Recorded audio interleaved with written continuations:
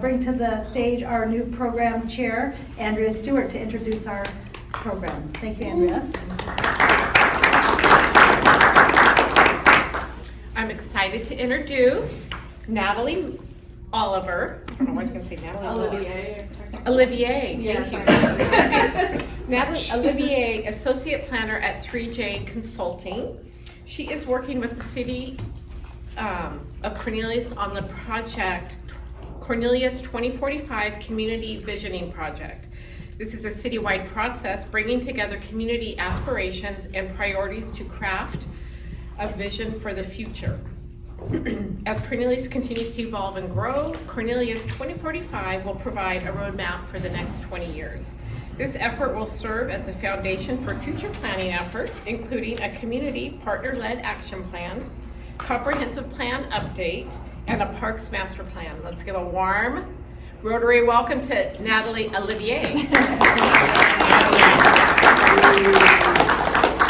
Thanks, Andrea. Okay.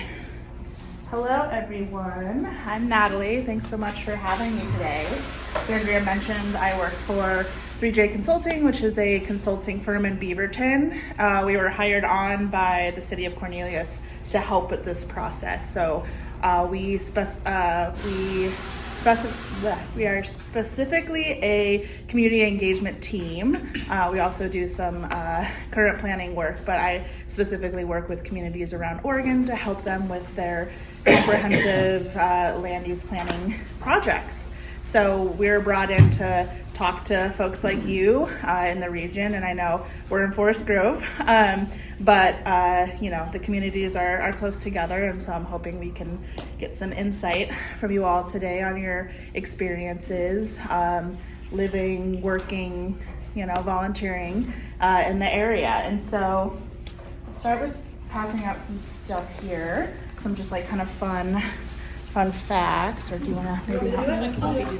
Sure. Yeah, so this card has the online questionnaire version of basically what we're doing today. If you would like to, if you feel like maybe not speaking in front of people and want to give your thoughts online. And then Andrea's passing out a community profile, which is kind of just like a little insight into some of the data points of Cornelius. Something specific to Cornelius that I'm sure a lot of you know is nearly half the population is Latino. And so that is a big highlight of our work in trying to make sure that we engage with that population. So please feel free to take those, share those with other folks you know, or anyone you know that lives or works or interacts with Cornelius. And we're trying to really get out there and talk to as many people as we can. So I'm going to set up this little fun flip chart situation. Is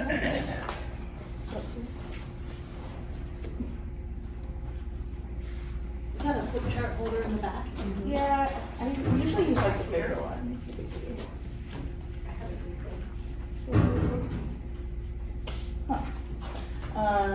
Yeah.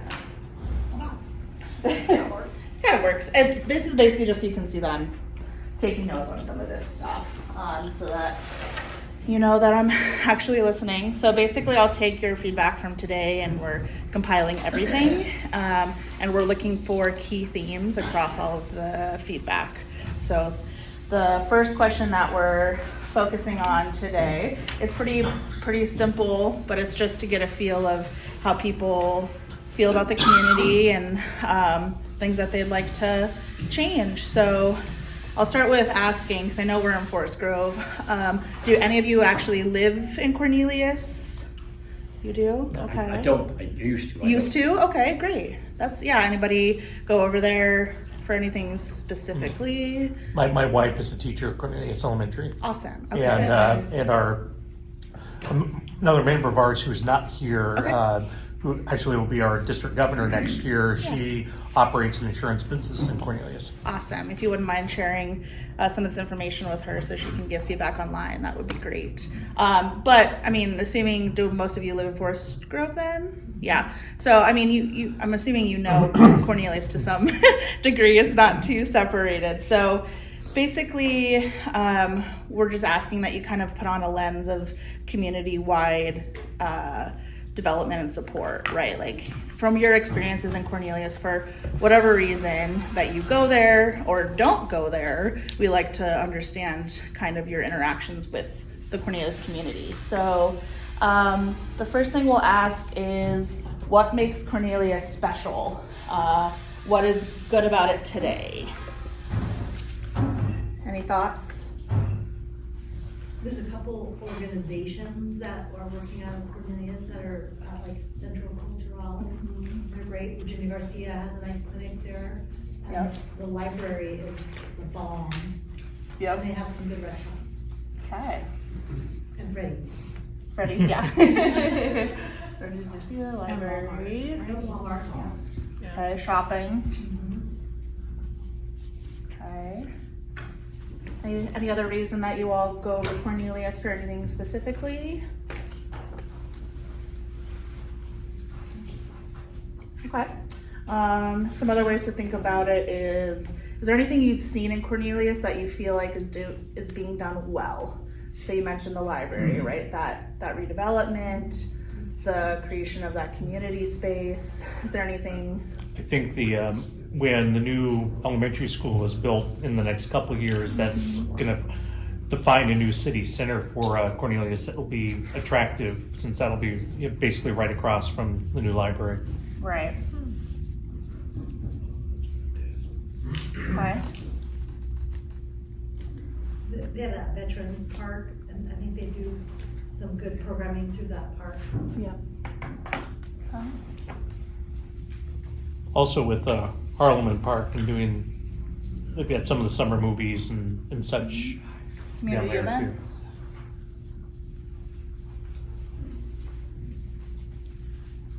I think I saw it. Yeah. So I've lived here my whole life, so Yeah. I've seen Cornelius like transition Yeah. right over them. And I love, it was so beautiful this winter with the decorations, and they've really done a good job Okay. maintaining that main area that you drive through. I think it's a good attraction. Okay. So sort of like the main street decor and what's the word?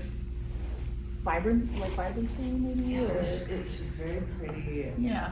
it looked very inviting. It was Sure. Yeah. Okay. Okay. I'd like to chip in on transportation. I think that the network you have with the different access and egress to the city and to other parts of our region is really great.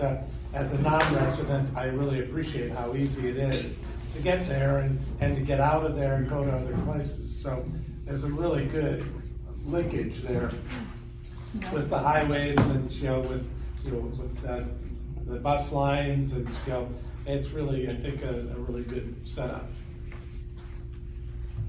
Awesome. Yeah. And I know that there's a pretty big project in the works, probably not for another, well, it won't be completed for another 5 years, but the Rail to Trails project. Yeah. Is Yeah. that the Council Creek one? Maybe. I know it's, In Hillsborough and. Yeah, I think- Yes, and, yeah, it's like basically taking that decommissioned railroad and turning it into a fabulous. multimodal. Yeah. Yeah, which is great. Okay. Okay. Any other pro thoughts? Just that they're engaging in these processes Sure. in the first place. Yeah, thanks.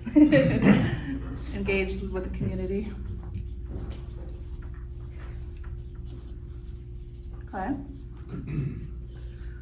Okay, so like anywhere, there's room for growth, right? So is there anything that you feel like Cornelius could be doing better, or some of the issues that you've run into?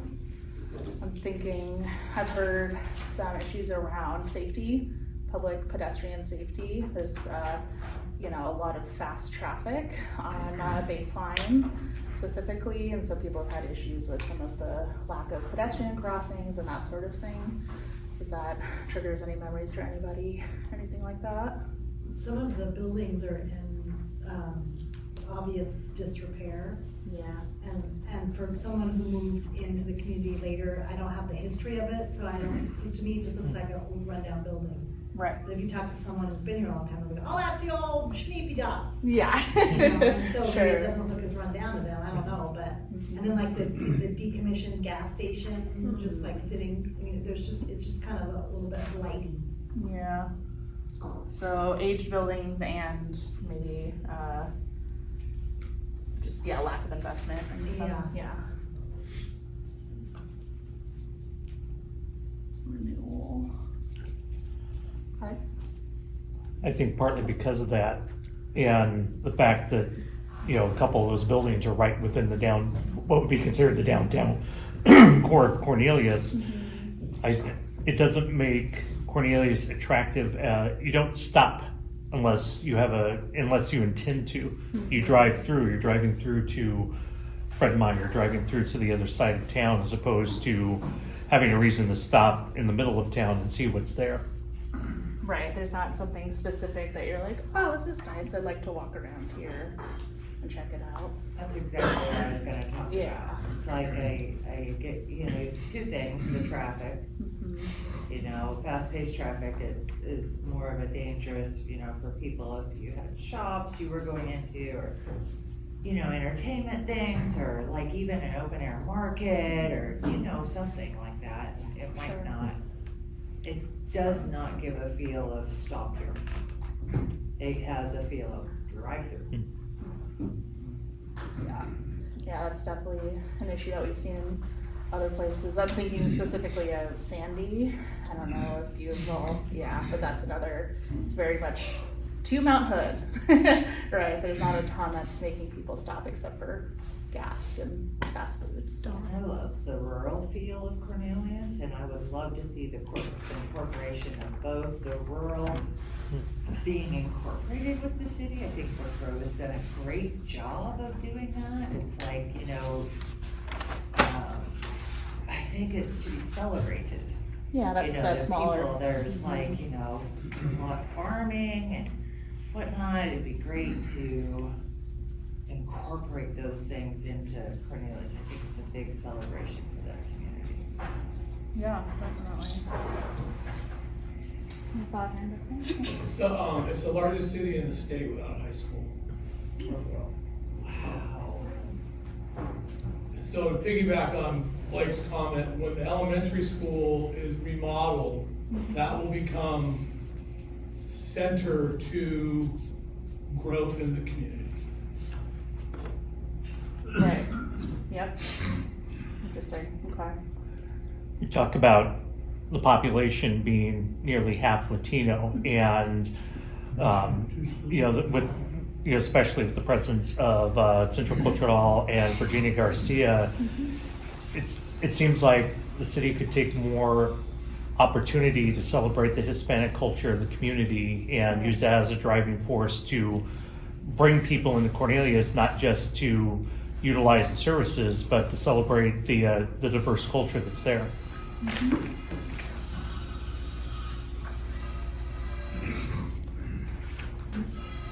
Another one, the children that go to school in Cornelius either go to Forest Grove or Hillsborough. Right. They do not.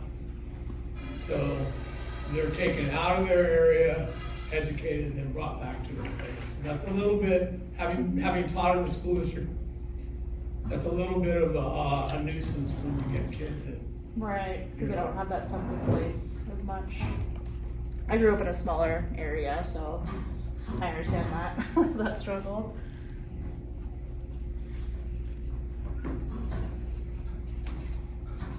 So lack of sense of place with without more services, without having services, enough services. Well, Cornelius is unincorporated, right? Yep. No. It's a city. Was Yeah, that- and I wouldn't even. was unincorporated. I don't think services is the right word, because Butch was referring. Cornelius has services. Okay. They are a city. They have their Yeah, services, okay. but what he's referring to is the fact that once you get past 4th or 5th grade, depending on what school you go to, after that, kids are shipped out to different, either to Forest Grove or to Hillsborough. Okay, So so the more services are there, it's School education. infrastructure, schools. Right, I mean, think about it, think about being a parent, and a lot of us here are parents. Yeah. You gotta go to the DO. Okay, you wanna go to the, you just don't go to your neighborhood school. You gotta drive to either Forest Grove, Main Street, or you gotta drive to Hillsborough, by the new library. Okay, yeah. And so, What's the DO? District office. Oh, okay. dark side, Okay. evil empire. Right, and that could also cause issues for families that, maybe don't have that ability for transportation. I'll give you an example. So this is when I was still teaching. And I was going to the high school on a Saturday, and there had been an event that morning. And as I walked through the door, there were some students there, and they're like, "Hey Sullivan, how come we don't have Forest Grove High School is the only high school in Washington County that's not on a TriMet bus line. Every other high school in Washington County has a TriMet bus line that goes by. So if a kid misses a school bus, they can still get on a city bus. Well, if you ride 57 into Forest Grove, you still gotta walk B Street to the high school. Okay, and this is before the city came up with their localized bus transportation. But these kids were like, "It ain't fair, Sullivan." I go, "What do you mean?"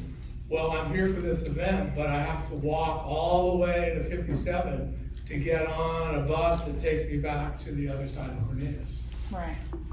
So they feel they feel there's an imposition there. Okay. Yeah. You said How that was come Cornelius does not have a high school? There's nothing that Yeah. gels a community more than a high school. With 12,000 people, they deserve a high school. Because back in the 50s or 60s, Cornelius Elementary is merged into the Forest Grove School District. Yeah. And the Forest Grove School District in particular has not expanded past one high school. There is debate on whether it's past time Well, they to should. do that or not. They should. Well, and half of the city of Cornelius, half of their tax base goes to the Hillsborough schools, and half of their tax base goes to Forest Grove schools. Yeah. And so who are you gonna side with? Hillsborough wants their half, because it includes Fred Meyer. Forest Grove likes their half, and they would like to have Fred Meyer. Yeah.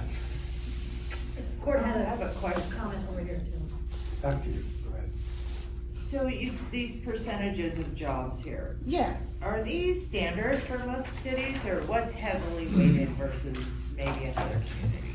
Yeah. I'm trying to think of a good example. Let's see.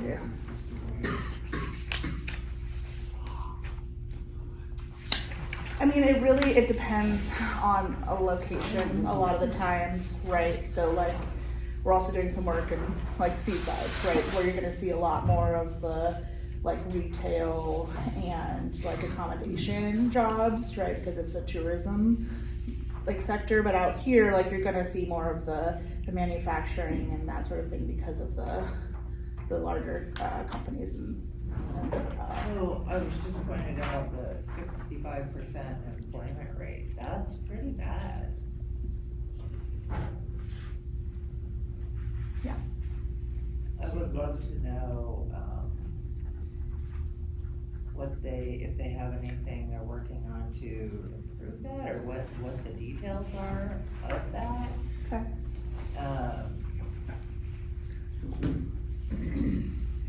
Yeah, I wish I could speak to that a little bit more. Right, like, Someone at the city could probably add to that a bit. It could be that Hispanic people with jobs, usually in a lot of cases, gardeners, et cetera, they're not counted as jobs in Sure. those official counts because there's no HR at your employers. Right, some of those Or service there's no jobs. paperwork You see this, they did Was there the a comment? math, Yeah, you had a comment? Yeah. Well, I'll put on my tourism hat because Yeah. that's where I come from and Okay. my entire life. And I've been in the Chamber and Visitor Bureau business for my last 6 years, and spent 18 years running hotels and resorts. And I taught at community college for 27 years in hotel, restaurant, and tourism management.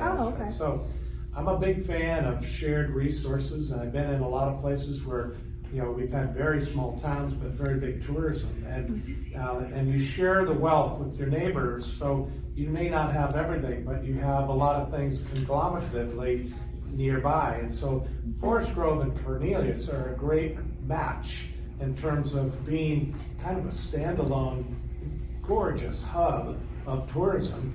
And I think anything you can do to partner with Forest Grove and their efforts in trying to develop tourism. There aren't enough hotels in Forest Grove. There's no hotel in Cornelius that I know of. You know, we have an opportunity to really build the rooms for hotels within both communities, I believe. But you need to have that nucleus, you know, help market to bring other people from outside.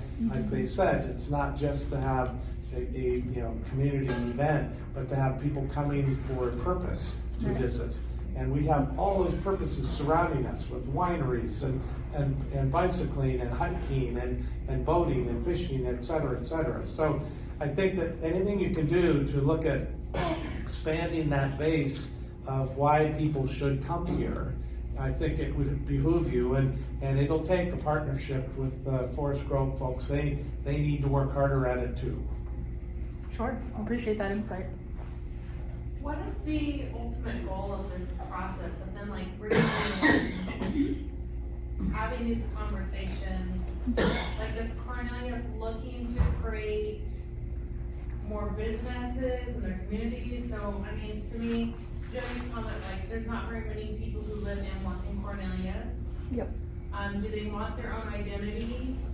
Is it a satisfaction to be so collaborative with Forest Grove and kind of, in my opinion, Cornelius lacks identity. It's like a pass through from Forest Grove to Hillsborough right now. So like, what is the goal for the city of Cornelius in this process? What is that ideal outcome? Yeah, thanks for asking. So basically, a lot of the times this process is a part of a comprehensive plan update. So every city in Oregon is required to have a comprehensive plan. That's part of the state rules. In this specific instance, Cornelius is focusing first on a vision statement. So it's basically trying to understand from you all, you know, what's good, what's not, and taking that and creating these vision themes, right? So it's making the plan for the future of what does Cornelius look like in 2045 is kind of like the hot tagline that we're using. So it's understanding where we want to go and how do we get there. So this is that first step of creating these themes, and then from there it informs like policy changes, zoning code changes, that sort of thing. So, you know, it's like, okay, aged buildings, right? Like we want to invest more in our downtown. So we come up with like a vision statement that aligns with that, and that helps future development kind of like follow this guideline, if that makes sense. Is there a downtown? I mean, that's a little bit Yeah. facetious, but No, not really. Yeah, Not so really, building no. that out would be good, because Mhm. there's missing that walkability, Yeah. the boutiques, there's not a lot of retail. Right, exactly. Well, there's a lot of retail, but it's big box and strip retail outside of what would be considered the traditional downtown core. There's that one row of buildings that looks like a downtown that once was the downtown, where, you know, if you can envision where a train depot used to be across the street, but there's not a traditional downtown core anymore. Sure. I think I may be coming up I on. mean, you can go to one. Oh, okay, great. Yeah, I just don't want to take up too much of your time, but yeah. Why is North Plains so successful? In what ways? Cornelius is not. In what ways? They're there's huge housing developments out there. Mm. There's schools, Right? and there's going to be a big Intel factory. You know, this is like the place to go. It's not just because there's a freeway. Right. So we've done some work out there, my firm. We've been working on their UGB expansion. So that's part of it, is creating the land for that sort of thing. Cornelius's UGB is pretty tight, and I don't know the specific details behind it at the moment, but there isn't a lot of that land allocated for that growth. Around the city is county land. pretty much. Yeah, so that's a part of it But for sure. it seems like that would be an attractive place Totally. No, it is. for I a don't.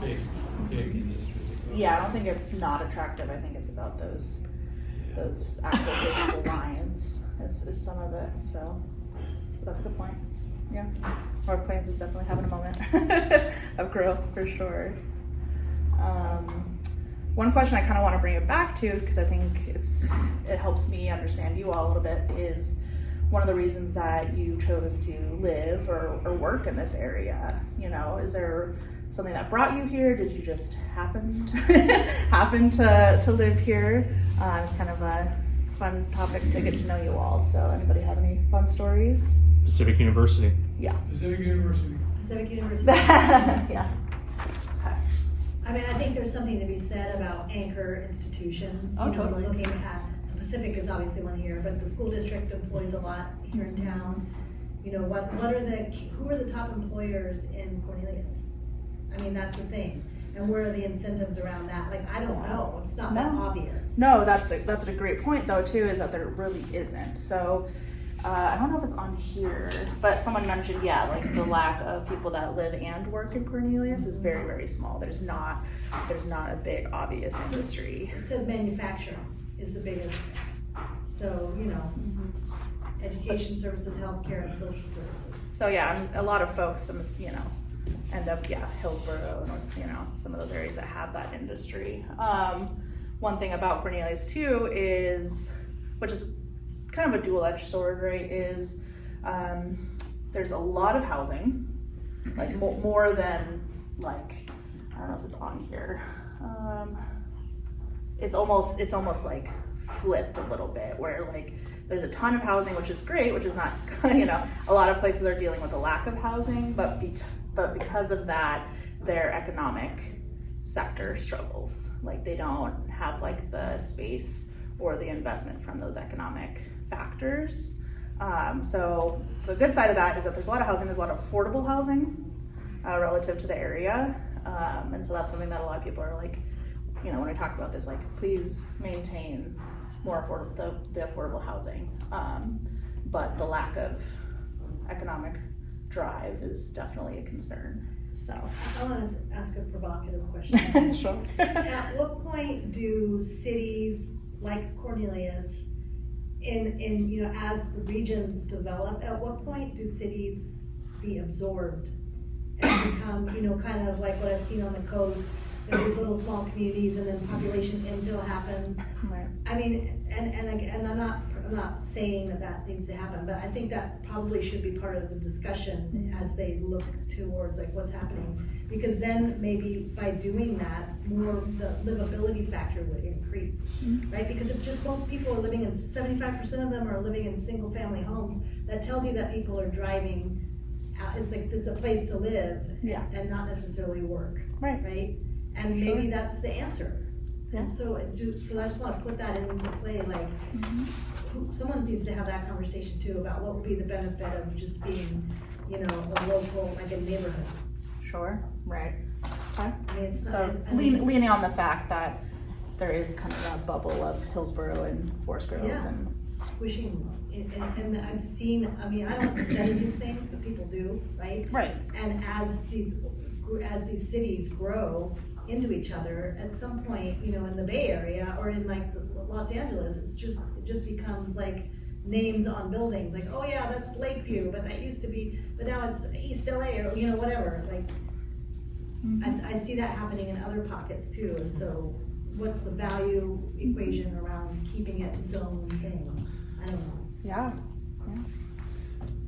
I guess I'll play the commuter role here, and having been in resorts working for half my career and having worked the last 2 years before I retired finally in Forest Grove, I live in West Slope, which is 25-minute drive. 25 minutes is nothing compared to many metropolitan areas. So this is not a hard commute, and it is a thing with which you can have people, come and visit very readily from this huge base of population nearby, but they can also live here and, go to work, not too far away. So it's not very far to go to jobs, and maybe because you're locked in with your urban growth boundary, you don't have a lot of space to develop. You may not have that opportunity to do that, but on the other hand, it's not a bad thing to have people live here and commute out, and a lot of people do that. Sure. Well, I was wondering if that's maybe what's going on, right? If prices are fairer in Cornelius, people are budget conscious, right? That's what they're looking to do. So if you do some of these increasing things, that might go away, and then you have the flux, right? It'd be, that would be my concern. Sure. Yeah, considering the impact of growth. Right, people need affordable living, right? And we have these little pockets around the city. Like I said, I've lived here my whole life. There are well-known pockets for affordable living. I moved to Banks. It was much more affordable than it was in Beaverton. And we did it, and we moved, and I was done with the city. So and that's why I like to celebrate the rural part. Yeah. Right? No, definitely, and Yeah. I think that's a big part of this too. Is how places grow, they're gonna grow, right? How do you maintain those identities that are so important? The rural, the agricultural. Well, I think it's important too that you just don't think one way or the other. Of course. Right, you incorporate the community as a community, both people who live inside and outside. I think you'll have a better integration of people working together.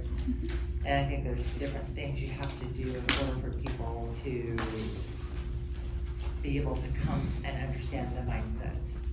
Yeah. Does that make sense? Totally. Yeah.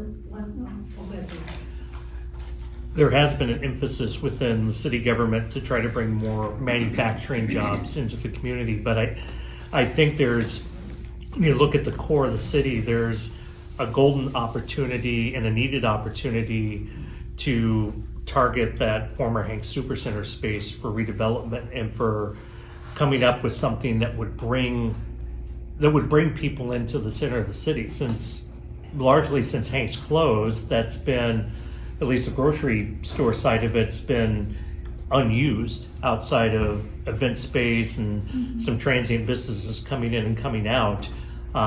It seems like whether that's a combined affordable housing, retail type development, event space, especially combined with the new elementary school going in, that's ripe for opportunity to bring something in that would make that area a lot more vibrant than it is now.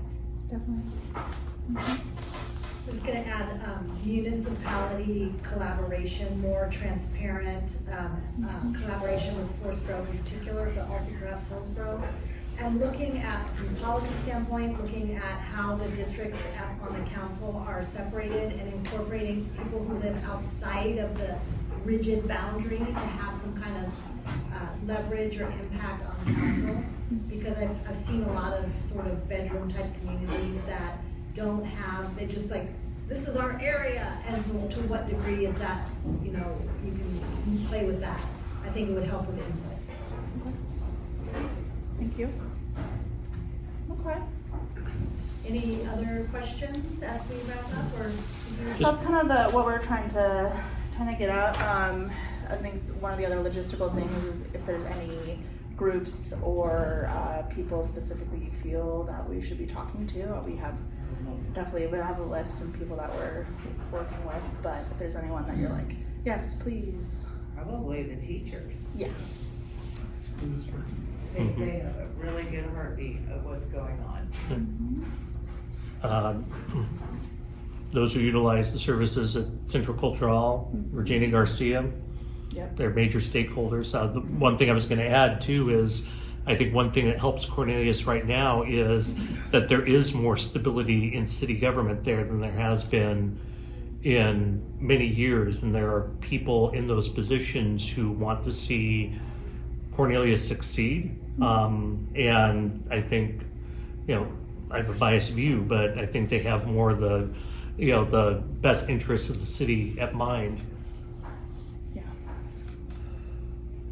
I think you might want to talk to the Washington County Visitors Association when it comes to tourism. They're the guiding body for the entire county, for Washington County, and they have some really top-notch executives there working, and it might behoove you to have a conversation with them and get down to their office building and have a little focus group session. Sure. And so more of these focus group sessions potentially in Spanish. Yes. Doing that already. Yeah, no, thank you, definitely. We're working with Veritas Collaboration. They're an entity that offers translation and interpretation services. So we're trying to set one up with Central and Virginia Garcia. Definitely, we're in talks. You might try to speak specifically with Cornelius Elementary, because the children who go to that school are the ones that live there, that are residents of the central city. Okay. Thank you. Thank you. Anything else in closing? No, that's all, unless anyone has any final thoughts. Again, that card has a QR code to the online version of this. If you wake up tomorrow and you're like, We I can should have put said it that. in our bulletin. Awesome. Yeah. I'll put a link in. Yep. Great. Thank you so much. Yeah, thank you so much for having me. I really appreciate it. And I think, Andrea has my contact information if anybody has any follow-up questions. So. Okay.